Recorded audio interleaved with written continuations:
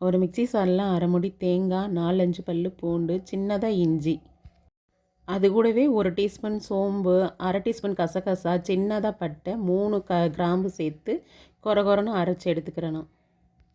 இப்போது சேனக்கிழங்க சுத்தம் பண்ணி சீவி எடுத்துக்கிட்டு சின்ன சின்ன துண்டாக வெட்டி எடுத்துக்கலாம். நான் இன்றைக்கி 1/4 கிலோ சேனக்கிழங்கு எடுத்திருக்கேன். இப்போது சேனக்கிழங்க வேக வைக்கணும்.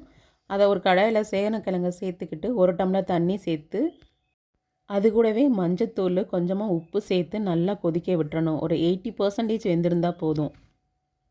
சேனக்கிழங்க தண்ணி இல்லாமல் வடிகட்டி எடுத்து அதை சூடான எண்ணெயில் பொரித்து எடுத்துக்கலாம். இப்போது சேனக்கிழங்கு நல்லா செவந்து வந்துருச்சு. இதை ஒரு பாத்திரத்தில் எடுத்து வச்சுக்கலாம். நெக்ஸ்ட்டு நம்ம கிரேவி ரெடி பண்ணிடலாம். கொஞ்சமாக தேங்காய் எண்ணெய் சேர்த்து 1 வெங்காயம் சேர்த்து நல்லா வதக்கி எடுத்துக்கலாம்.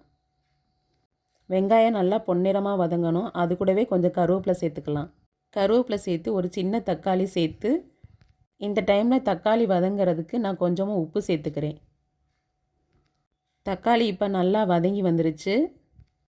நெக்ஸ்ட்டு 1/4 டீஸ்பூன் மஞ்சத்தூள், 1 டீஸ்பூன் மிளகாத்தூள், அரை டீஸ்பூன் மல்லித்தூள், அரை டீஸ்பூன் ஜீரகத்தூள், அரை டீஸ்பூன் கரம் மசாலா சேர்த்து நல்லா வதக்கணும். இப்போ ஃப்ரை பண்ணி வச்சுருக்க சேனக்கிழங்க சேர்த்துக்கலாம். இப்போது நல்லா மசாலாவோட சேனக்கிழங்க கலந்து விட்டுறலாம். ஏற்கனவே உப்பு சேர்த்துருக்கனால இப்போ கொஞ்சமாக சேர்த்துக்கலாம். அதுக்கப்புறம் அரைச்ச மசாலாவை சேர்த்து நல்லா கிளறி விட்டுறலாம். இது 5 மினிட்ஸ் கிளறி விட்டாலே போதும். இப்போ பச்சை வாசனையெல்லாம் போயிடுச்சு. கடைசியாக கொத்தமல்லி இலை தூவி இறக்கிடலாம். இப்போ சூப்பரான கல்யாண வீட்டு ஸ்டைலில் சேனக்கிழங்கு வறுவல் ரெடி ஆயிடுச்சு. இதை கண்டிப்பாக நீங்களும் செஞ்சு பார்த்துட்டு கமெண்ட்ஸில் சொல்லுங்கள். அண்ட் இந்த வீடியோ உங்களுக்கு பிடிச்சிருந்தால் லைக் பண்ணுங்கள், சப்ஸ்கிரைப் பண்ணுங்கள், மறக்காமல் என் சேனலை ஃபாலோ பண்ணுங்கள். தேங்க்ஸ் ஃபார் வாட்சிங்.